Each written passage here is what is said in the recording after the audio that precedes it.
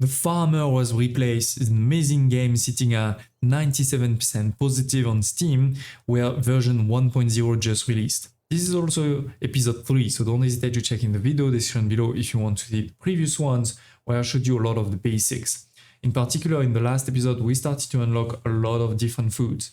We have not only two types of plants to make trees, but we also have carrots, pumpkins, we unlock water, fertilizer, and even the power. We were doing kind of all of these in different functions. We had one for hay, one for wood. We did create one that was doing hay, wood, and carrot on the same farm. Then we had basic pumpkin and sunflower. Now what I've done since the end of the last episode and before starting this one is I've created a main function, which actually, first of all, where we're creating functions, but more importantly, it is something that does it all. So I'm going to explain quickly, but there's not a lot of new things. This was already basically what we have over here. This is, as you can see, exactly the same. The difference is I've put it into a function. So I've created a function called hay. And if I call this function, I'm going to basically, put A and harvest A. We've done the same for wood. We've done the same for carrots over here. And last but not least, for the pumpkins. I did add one thing to the pumpkin, which I think is this over here, which is going to, take harvest whatever was on the board before starting. So that was for pumpkin, and then lastly for sunflower, we also have it over here. So we've created those functions, but the important thing is what I'm doing at the end over here, where I'm saying while true, meaning forever. Let's call those functions based on the target. So what does that mean? Well, basically, the first one right now says if my energy or my power is below 4,000, then let's start sunflower. All right.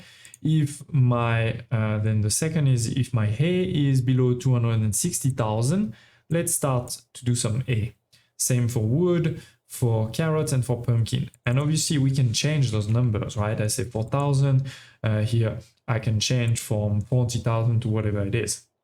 So with this is doing two things. One is we know that for pumpkins we need carrots. For carrots we need wood and hay.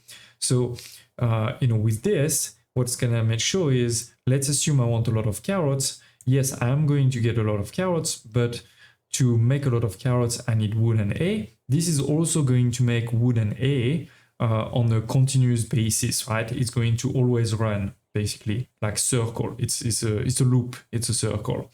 And we also make sure that we always have some power, right, to get this done.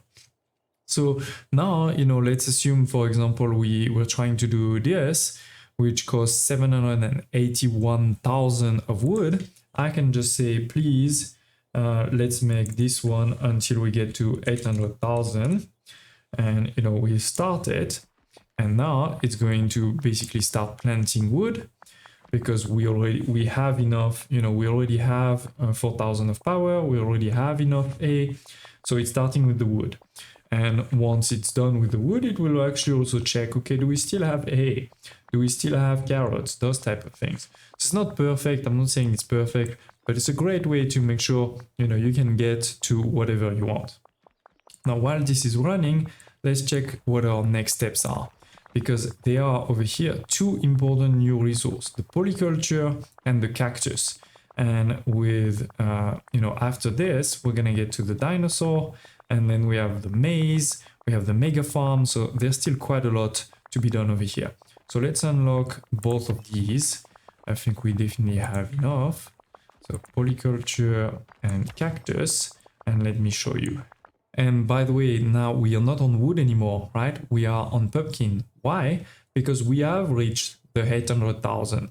So now we move to the next one. Carrots was fine. Like if I really show you this. Carrots was 60,000, we have 61,000, so it was fine. But pumpkin, because we just used some, right, it wasn't fine. Now pumpkin is done, we are at 30,000, but my energy went below 4,000. So now it's the energy that's starting, right? And it will continue and continue. In particular, if now I say you know, I'm gonna use my wood that we just got. Great. So when the energy one is done, it's gonna restart wood because my wood is way below the target. So while this is happening, let's talk about the polyculture. So this is something that also even exists in most games, or in reality is, you know, some plants like to be close to other plants. And so in the game, what that means is that every time you plant something, it will potentially be happy. And I'm trying to find an example here without having to, I'm not seeing any. Here, this one. This one is 3,000 of wood, while, you know, a normal one is actually only 300. This is because I guess this tree was asking to be close to some bushes, and we have bushes around, so this one is very happy, and basically you can harvest a lot more. It doesn't change the speed of growth, it is the yield. So that can be really powerful. The problem is that it's basically random. So every time you plant, you know, you will have a different kind of companion, it's called. And it will tell you, you know, for example, okay, now this one would want a carrot and it wants a carrot to be there, or maybe you want a carrot to be there. So I don't really like this concept because it's all random, like it changes all the time. But if you're really trying to optimize your production, you may want to look into this. More importantly is the cactus, because we really need the cactus to unlock, you know, the dinosaurs. So what is the cactus? It can be grown on soil, harvested as usual, however they come in various sizes.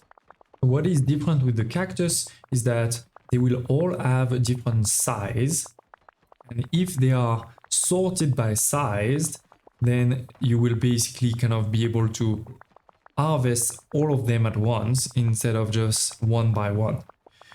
Sorted by size means basically that everything that is northeast will be larger or equal, and all of the southwest will be smaller or equal in size. Now, you can't really control this, right? Oh, what's happening over here? Why are you not taking the bushes? Oh, that's a new problem. I've never had that problem before. Oh, I know what I did. Sorry, my bad. I forgot the bush over here. Yes, I did. Okay, so I just need to add or get entity type equal entity bush. Okay. So yes, so like I was saying, the problem is obviously you can't control them to be kind of sorted by default. You're gonna need to sort it yourself. Now the good thing is it's not about harvesting all of them until you get to the right point where they are sorted. Is we will actually be able to move them, to sort them, to switch if you wish. So we are gonna be able to measure, right, how big they are, and then we're gonna be able to swap with this new command there. So obviously the first step is gonna be to plant, right? We start with the clear, and then we're gonna do the classic thing of range, you know, both north to or south to north and east to west or west to east, and we're planting, as you can see. Now the important thing is plant only once, you know, not forever. So there's no, you know, wild true type of thing. And we can see, you know, most of them are brown. That means they are not sorted properly. There's only very few that are sorted properly. Like this one is well sorted next to this one, you know, type of thing. Okay, then I think for the sorting, if I'm not mistaken, I see two broad approaches. The first approach would be to map the whole thing, a bit like I did with the sunflower, where I would say, you know, the size of this, and then X and Y, and then the size of this, X and Y, etc. And then with that, we would get kind of the map of everything. And then we'd say, let's take the max, let's move it here. Let's take, you know, the max -1, let's move it here, etc., etc. So you move them, you know, you move the biggest one over there and slowly but surely make your way to the smallest one there. I think this would definitely work, but that feels pretty complex. I feel like there is simpler way to do it. I don't know if it's better, but simpler way to do it, which is, let's always check, I start here, I'm gonna check, is that bigger than the one next to it?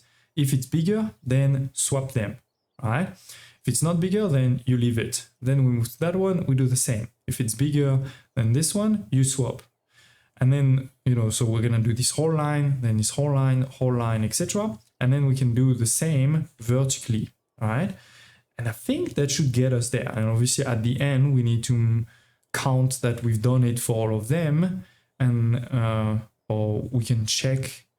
Yeah, at the end, we're gonna need to do something a bit like, if you think about the pumpkin, right? At the end, we have to count that we have done it for all of them, right? That they are all pumpkin, there's no dead pumpkin, and that they can all be harvested for the size of the world. So I think we're gonna need to do something a bit similar also at the end.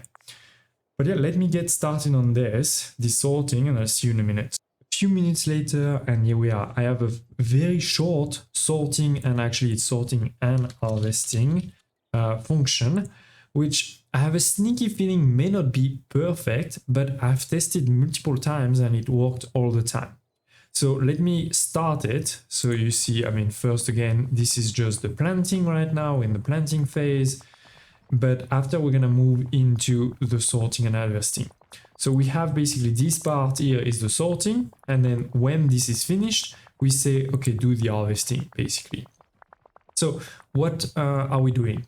Well, what we're doing is, as you can see, we're swapping both on the side and up too. And this is going to be done multiple times. So this is also why I'm thinking this may not be the optimal way to do it for sure, but it is working. It's a bit like brute force, coding. So here it is. There will be more and more green. We already have kind of most of the big ones at the top. So what are we doing? Basically, what we're doing is we're measuring, the current cell. We're comparing it to the cell on the right. And if the current cell is bigger, we're saying swap those two, right? Swap with the right. If not, I say add to, the variable I created, which is set at 0 at the beginning, add 1. And we do the same at the same time for the one on top, right? So you check the current cell and you look at the one on top. And if the one that is basically at the bottom is bigger, then you swap it with the one just above. And if not, then you're again adding 1, right? Then you move to the side, first east, and when you're at the end, right, you move north all the way, right?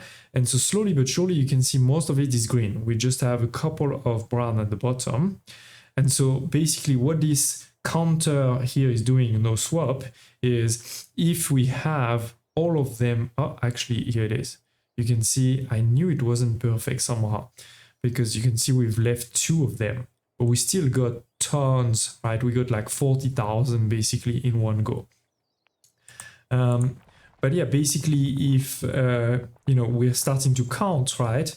And we start at 0, but if there is no swap for a whole thing, then we're basically close to the size of the world time 2, because you're doing the size of the world like this and the size of the world like that. I think I know what's happening. Let me try like this actually, because the -1, so I'm doing this -1 because I think when we are here, there is nothing on east side, right? So I think we need to do it -1 time. But let's see if that actually works perfectly. I have another sneaky feeling that maybe it doesn't work perfectly. Look, this is strange.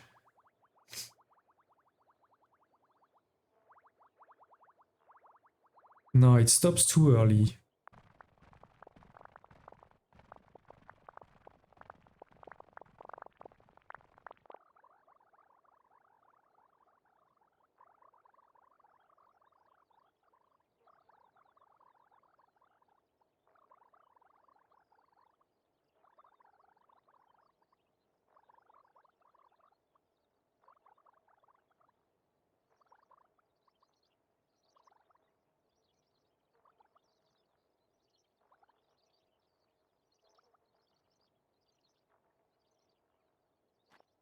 I'm not gonna lie, I'm still not convinced that this is perfect, but it's been working well.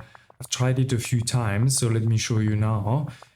We have the size -1, but we don't have the -1 over here anymore, which does create a small error. You'll see at some point it says, you know, it's trying to do a swap when it can't. But again, it's been working so far. So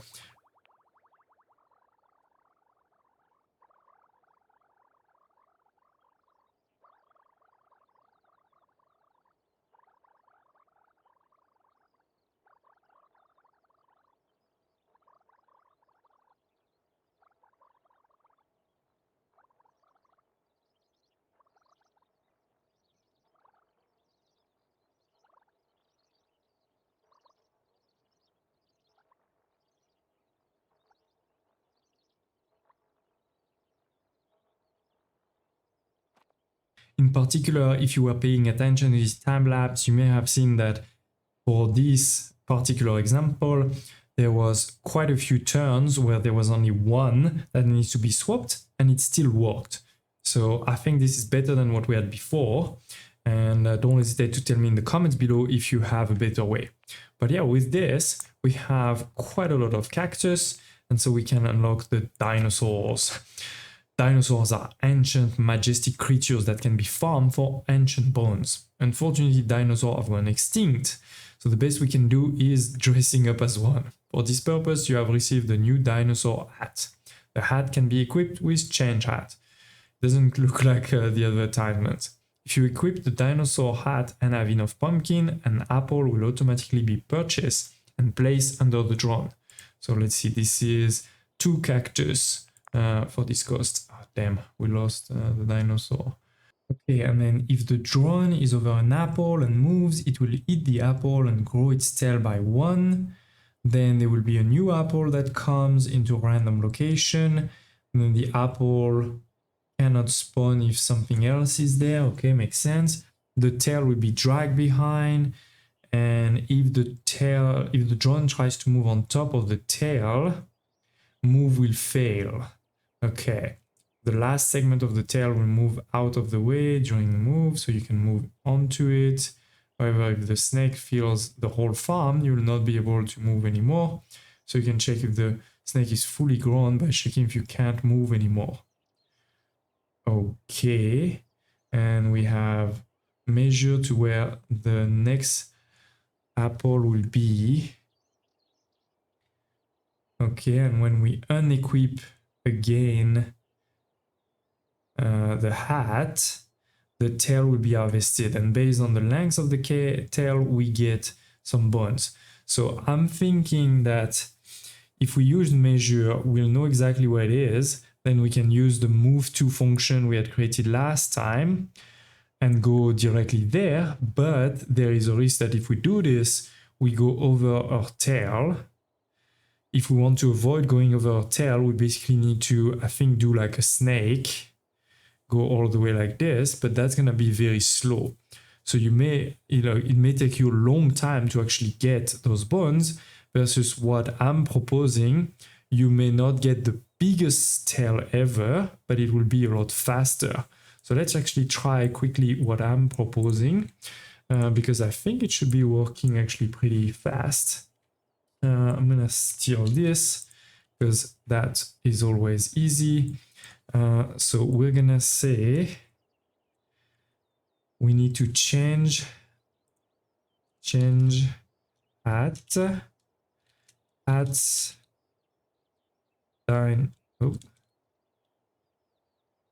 dinosaur. Why this is not working?